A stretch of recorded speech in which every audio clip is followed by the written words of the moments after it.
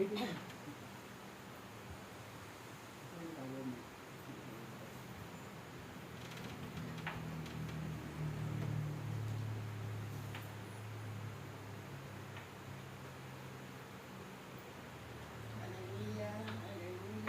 niyo ang aking Panginoon.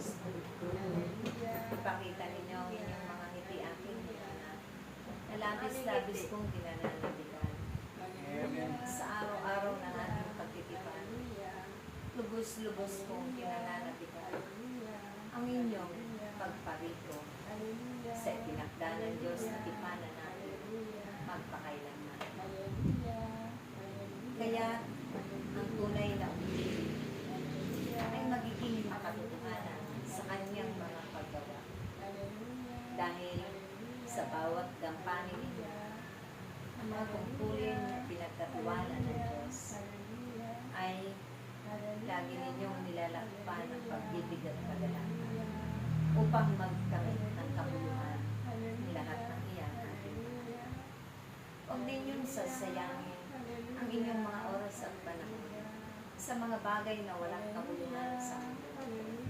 Pagkos ang paglingkuran ninyo ng buong puso, buong katapatan, buong katotohanan, ang inyong kapwa higit ang Diyos na makapangyarihan sa inyo. Kailanman ay hindi kayo mabibigo sa inyong pagsunod sa Diyos sa mga mahalagang niyang pinag-uutos. Hindi kayo malalayo sa grasya. Pagkos ang lahat ng hinihiling at itinapanalangin ninyo ay lagi niya itong tutulungan. At manalig lamang lagi ang bawat isa, manampalataya at magtiwala na kailanman kami kasama ninyo lagi sa lahat ng sandali.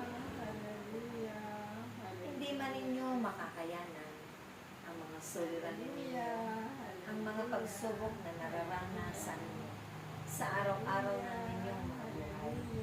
Heto kami, katulong ninyo, at kailanman hindi kayo mabibigo sa lahat ng ibig.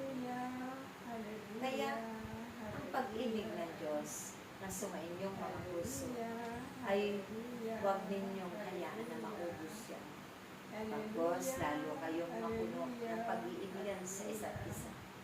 Dahil ito'y nagpapakita lamang ng lahat na narito sa kawang ay tunay na sumusunod ng makatotohanan. Ang inyong mga paggawa ay makatotohanan dahil ang Diyos ay totoo.